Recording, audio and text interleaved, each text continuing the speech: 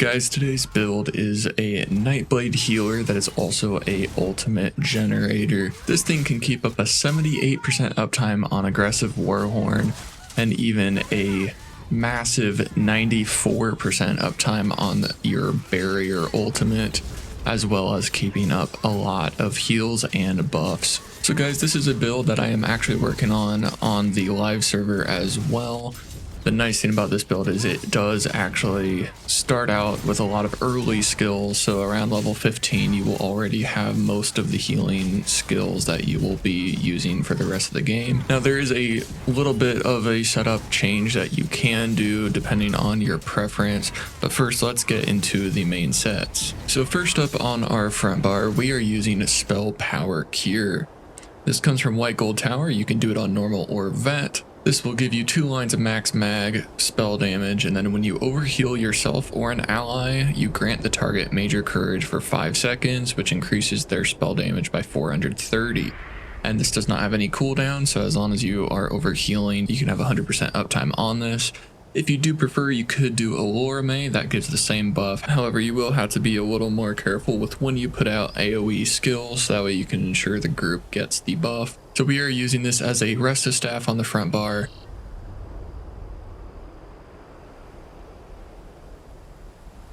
And then I'm using an Absorb Magicka enchant. And then we are using 4 pieces along the body in light armor divines with max mag. We are using a mythic setup, so that is why we only have 4 there.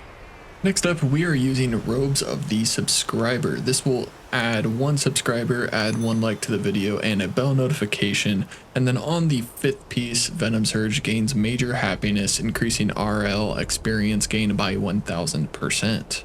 Next up on our back bar, we are using Arkasis Genius. This is a heavy set from Stone Garden. This will give us 2 lines of health, armor, and then when you drink a potion while in combat, you and 3 group members gain 44 ultimate once every 30 seconds. Now I am going to skip ahead a little bit. In the passives of the Nightblade, if we go into the siphoning line, Catalyst grants you an additional 20 ultimate when you drink a potion. So with our setup here, we are using an Arkasis Light Staff on the back bar that is charged with a shock damage enchant.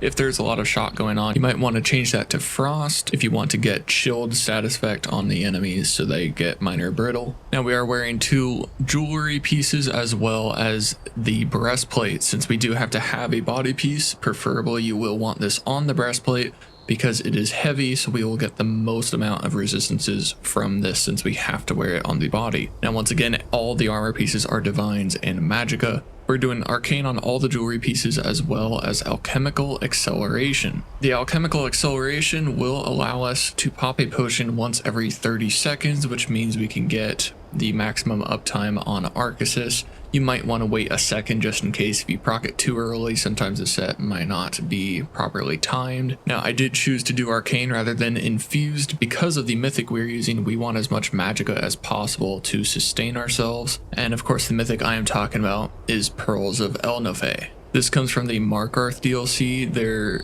is 5 different leads that you will need to get. You will need to kill delve bosses in Aradon, kill public dungeon bosses in Grotwood, do Crypt of Hearts 2, the last boss has a chance of dropping it, Banish Cells 1, the last boss, and get safe boxes in the Reach. This mythic will make it so when you attempt to use resources to cast a healing ability while you're in combat and your dominant resource is under 50%, you gain 3 ultimate with no cooldown.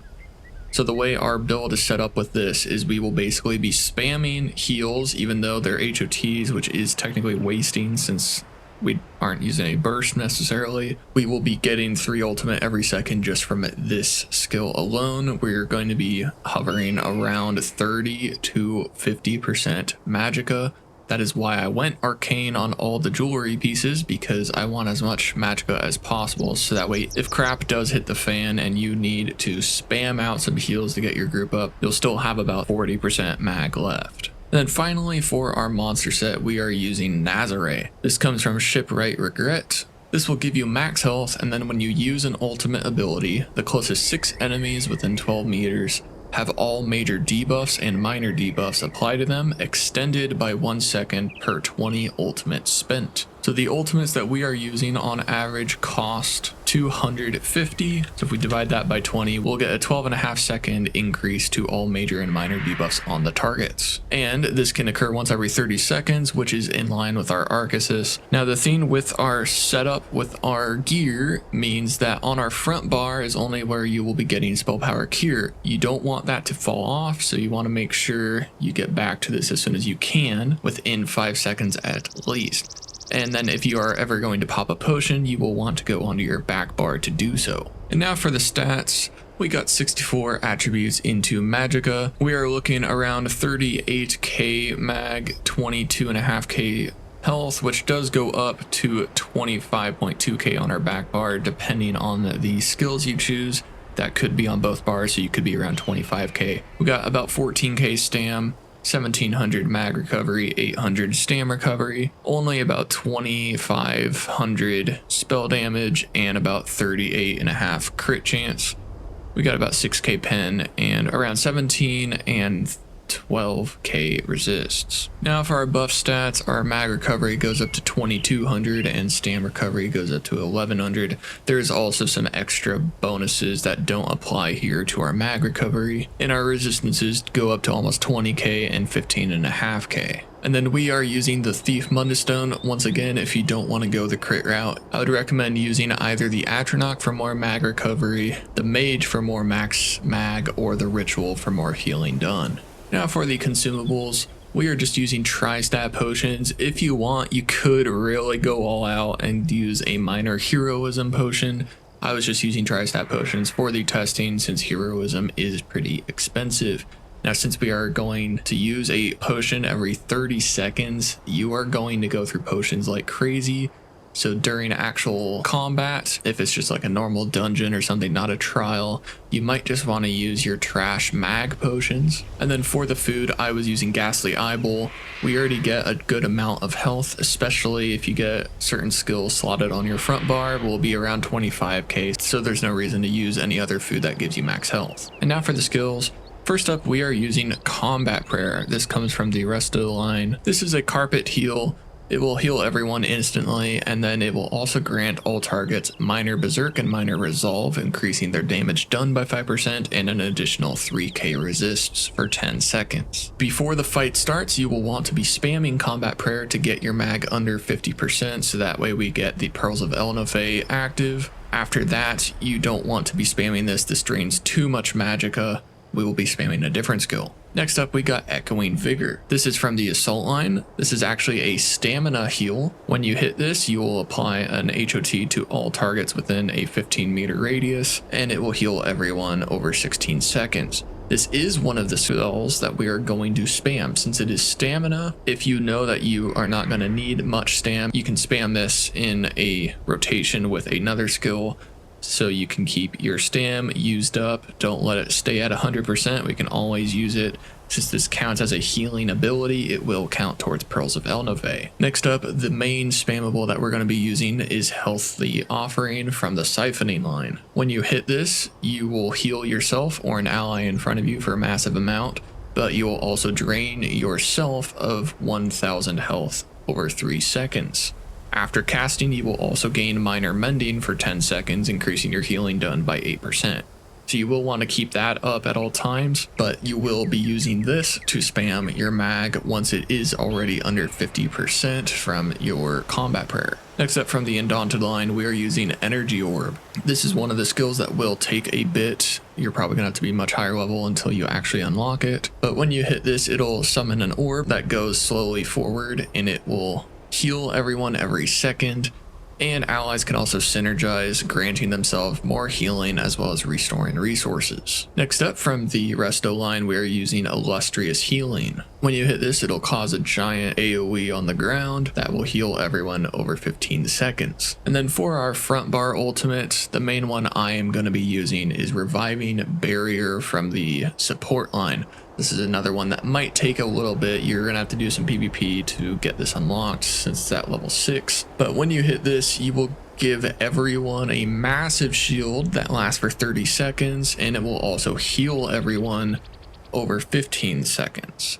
So this is going to be a massive thing if you know the content you are doing and something's going to hurt really bad, you can pop this ahead of time. Or if something already bad happens, you can hit this and it will give you tons of room to heal up underneath of those giant shields. And once again, we can have a 94% uptime on this, assuming they don't break before that 30 seconds. So we're going to be having shields all the time. On the back bar from the shadow line, we are using Refreshing Path. When you hit this, it'll put a carpet on the ground in front of you for 12 seconds. You and all allies in the area get Major Expedition, which increases your movement speed by 30%, as well as minor resource recoveries, which increase by 15%.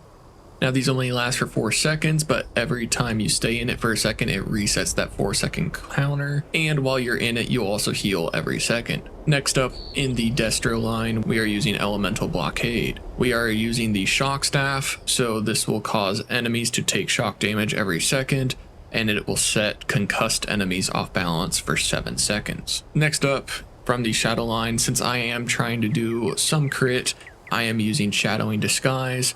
In the most recent update, they changed it so that way while this is slotted on either bar, you will gain Major Prophecy, increasing our crit chance. And if you do need to, you can hit this to go invisible if something bad is targeting you. Now, once again, this is only if you do want to do that crit build. If you're not doing that crit build, I would recommend swapping this out from the rest of the line with Radiating Regeneration, so that way you have another HOT on your allies. We only have Echoing Vigor that stays on the allies, so if they move outside of your AoEs, they're not getting healed, so I would recommend that if you don't have it, especially for dungeons. Another option to swap out Shadowy Disguise, you could do Sap Essence as well. If you have tons of ads, this will do some damage to all enemies nearby, and it will heal you and your allies plus 20% extra for each enemy hit. And if an enemy is hit, you do get Major Sorcery, which will increase your spell damage by 20% for 30 seconds. Next up in the Siphoning line, we are using Siphoning Attacks. This is the thing that does not pop up in our stat sheet. When this is active, every time you light attack, you will heal and restore magicka for 20 seconds. Heavy attacks restore twice the value, and you will restore an additional over 4k mag when the effect ends, and that's based on the time that it was active. So if you hit this early, you're not going to get as much, so you actually want this to fall off to gain the most from it. Next up from the Assassination line, we are using Lotus Fan. This is actually a gap closer for DPS. However, when you hit this, you'll teleport to an enemy, apply a DOT to them, but more importantly, it will cause a 6-meter AoE where all enemies that were hit get minor vulnerability, increasing their damage taken by 5% for 10 seconds. Now, with this setup, you are going to have a little bit of mag sustain issues, so you might want to swap out your Mundus Stone to the Atronach. What I did in some cases where the enemies already had minor vulnerability on the live server, what I've been doing is using Relentless Focus. Once again, they changed this, so now when it's slotted on either ability bar, you don't have to activate this first. Just doing a light attack or heavy attack will apply a stack to yourself that increases your spell damage by 80 up to 5, meaning you can get 400 extra spell damage from this skill just being slotted. Now, if you choose, when it's at full stacks, you can consume them all to deal massive amount of damage to an enemy, as well as healing if you're within melee range. And this is the Stam morph, so that means we're not having a whole lot of mag sustain issues. However, I just kept this on for that extra spell damage. And then for our backbar ultimate, the main one you will be using if crap does not hit the fan is Aggressive Warhorn. This is from the Assault line. You'll unlock this at level 4, I believe. When you hit this, you and your group will gain max mag and max stam increase by 10% for 30 seconds, which that will have a 94% uptime. And then you and your allies also gain Major Force, increasing your crit damage by 20% for 10 seconds.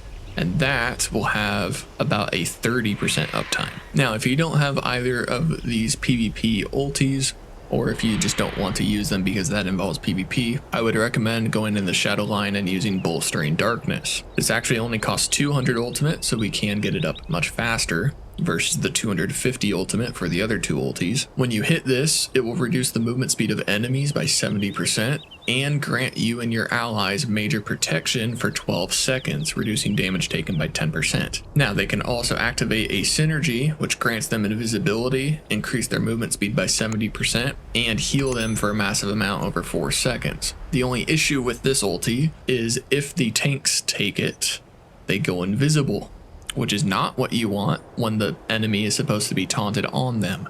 So hopefully your tank knows what they're doing and won't pop that synergy. However, that is the one downside. Knowing groups and pugs, you might have some tanks that go invisible. So if you don't want that, you could go for a straight heal ulti. In the siphoning line, you could use Soul Siphon. When you hit this, you'll heal everyone for a massive amount up front, even more over 4 seconds. And everyone gets major vitality, increasing healing received by 16% for 4 seconds. And allies can synergize and target an enemy, dealing some upfront damage and heal them for the damage caused. And now for the CP. In the blue CP, we are using the Soothing Tide for extra healing done with AoEs, Swift Renewal for HOTs, Rejuvenator to increase our spell damage for healing abilities by 205, and then in the Mastered Curation, we are using Enlivening Overflow. So that way, if we overheal an ally, we grant them recovery equal to 0.5% of our magicka, which for us goes up to the maximum of 150 extra recovery on all resources.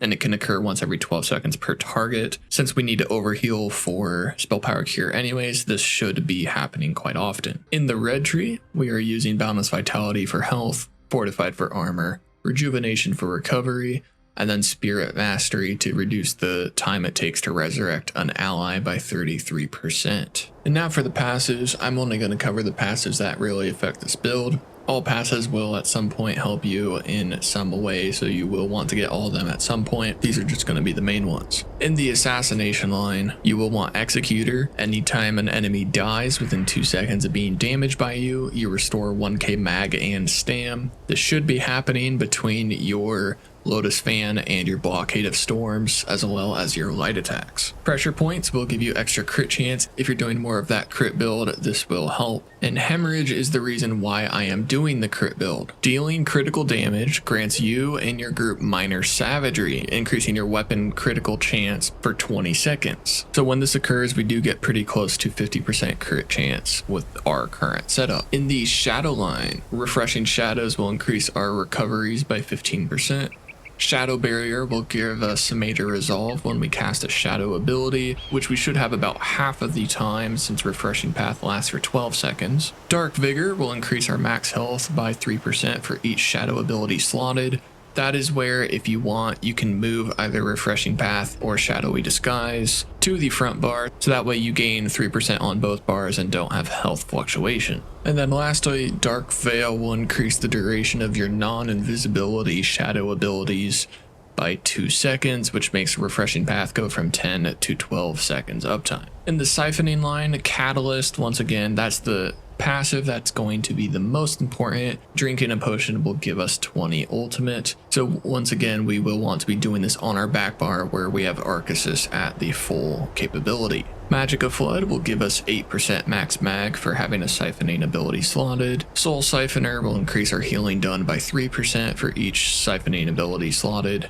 And then Transfer, casting a siphoning ability while in combat, generates an additional 2 ultimate once every 4 seconds, which is why we use Healthy Offering as one of our spammables, so we can get that going. In the Destro line, the main passive we want is Elemental Force to increase the chance to apply status effects by 100%. In the Resto line, we will want Essence Drain. When you heavy attack, you gain Major Mending for 4 seconds, increasing your healing done by 16%, so that means we can get Major and a Minor, which is a total 24% increase. You also heal yourself or an ally that is within 15 meters of the target for 55% of the damage inflicted by the final hit of the heavy attack. Restoration Expert will increase our healing if allies are under 30% health.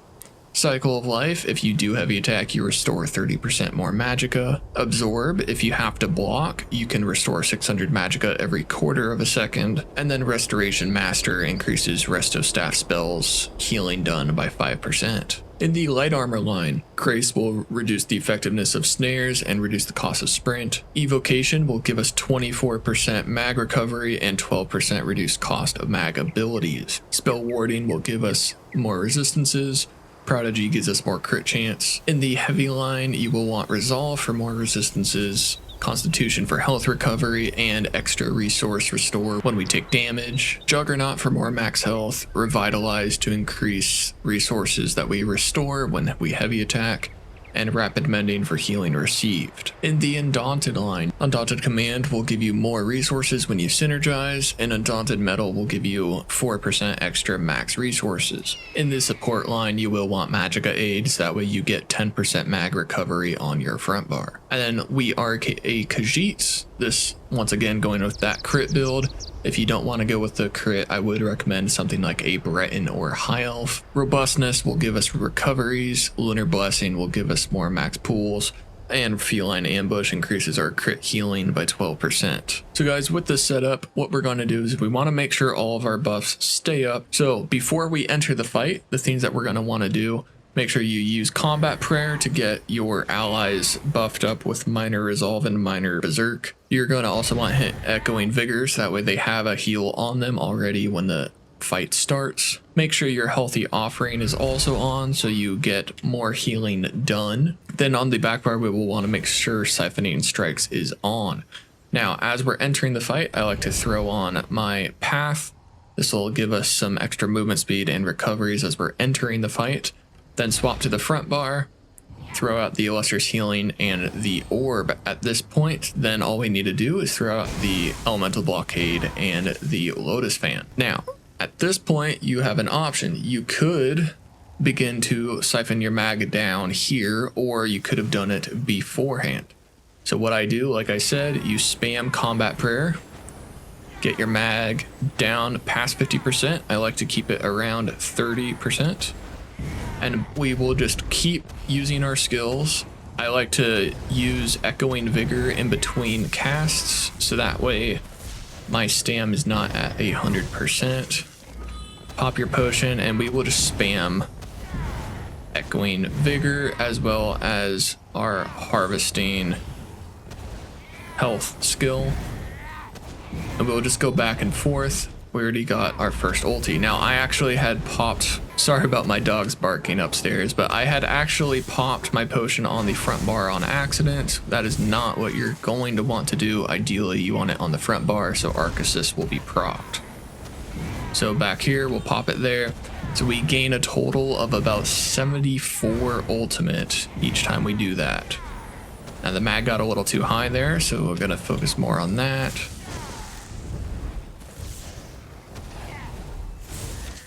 And it's all a matter of just keeping stuff up. So now we can Warhorn again, potion on the back again. And then once again, you will want to be using your siphoning skill at least once every 4 seconds, so you get that extra ulti gen.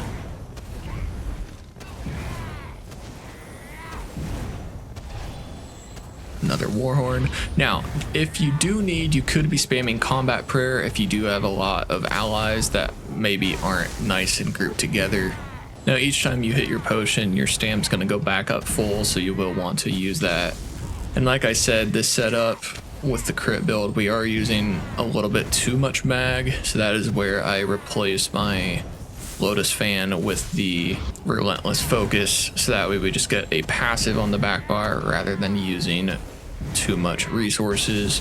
But like I said, you could also choose to go the route of a normal healer, don't do crit as much, and just hope you can get that minor savagery procced when you're on your back bar. Okay, so looking at the fight that we just did there, that is not the best ulti drain. As you can see, I was able to actually get 8.4 ultimate a second on some of my best uptime on the normal dummy, not the trial dummy. But this is the run that we just did here. As you can see, we do get about 46 crit chance, so we do get a good amount of crit chance for our healing done. But like I said, you don't have to go that route if you don't want to. It just means our minor savagery has better uptime. As you can see with my 46%, we had 95% uptime on minor savagery. Now, when it comes to our Warhorn, I wasn't doing too great because I did hit my barrier a few times, but we did have 65% uptime on that and 22% on the major force. But if we actually go look at a fight where I only did Warhorn, our major force was around 26% and the Warhorn buff itself was around 78.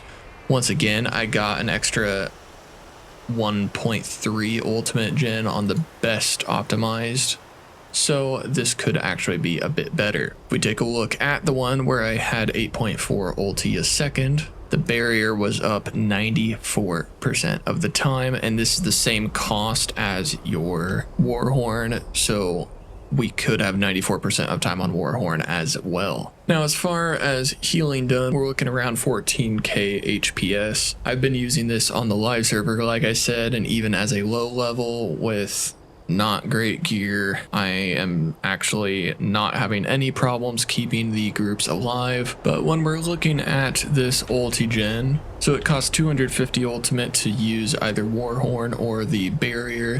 If we divide that by the 8.41, that means it only takes 29.7 seconds to actually generate enough ultimate to get reviving barrier up. So technically, if I was good about it, we could actually have full uptime on barrier as well as Warhorn. So guys, I'm going to go into Hellraw Citadel. This will give me a lot of ads to be hitting on me, and I can test my HPS capability, and then we can also see how much uptime we can have on our ultimate. Okay guys, so we're here now. Once again, we're getting our normal setup into the fight.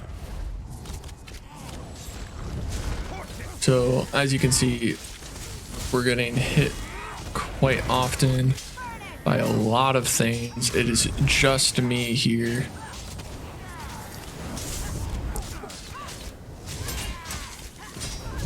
We don't even have the ulti yet, and we're already surviving this amount of ads.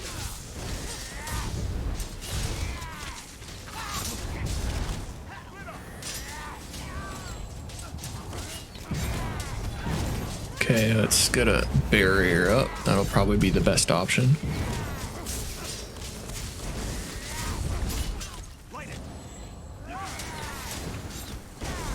Our mag's getting a little too high, so we're gonna have to keep that low, because that's how the Ehlnofey stays up.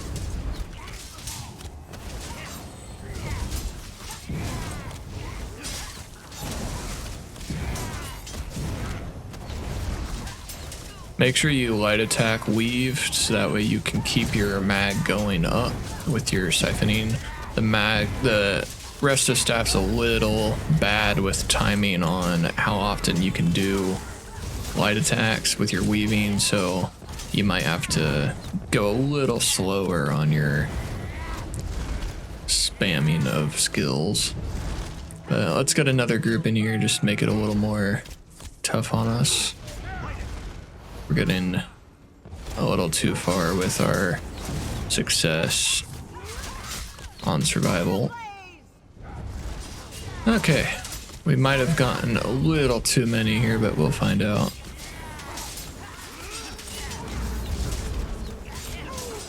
We got quite a few people.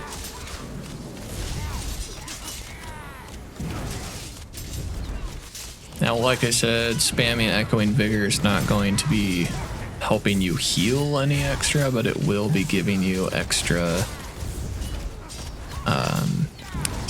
ultimate from your Perals of Ehlnofey.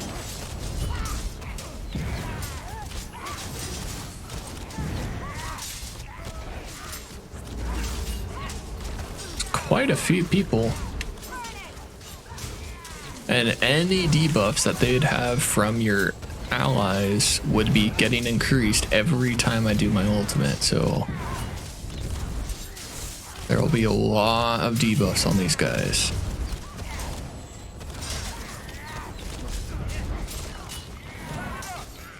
Let's go up more.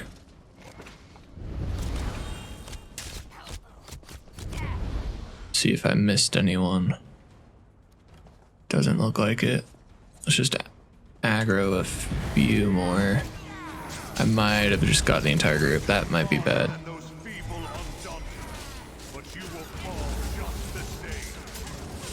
Yeah, I definitely grabbed a little too many here. So let's take a look at our combat stats with that. So we were taking damage received. So we were taking around, at some high pots, we got around almost 8k. When I aggroed a little too many, we were getting around 15k, but that's 15k with everyone active, which you don't even do that during the normal trial. Usually you nuke everyone at the top of the stairs and then you get the next group. I just try to combine both of the groups. So this is actually pretty strong healing that I was having to do. And if we look at this, I used my reviving barrier 5 times when it was a 3-minute fight. And during the beginning, as we saw, my mag was actually staying above 50% quite often. So 50% would be this line here. So as you can see, there's a lot of peaks. Like for almost an entire minute here, we were above 50. And near the end, we were above 50. So I actually had pretty bad uptime on Perals of Ehlnofey. And even then, we were still able to hit it 5 times within 3 minutes. So guys, I hope you enjoy this video. Please like and subscribe if you guys want to see more of this content. If you guys have any other build ideas or any sets that seem kind of interesting to you that you want to see an interesting build out of, please let me know down in the comments. I am still going to be continuing trying to make a build on every one of the Endless Archive sets, so let me know down in the comments if you guys would like a certain one up next. Hope you guys enjoy the video, and I will see you guys next time.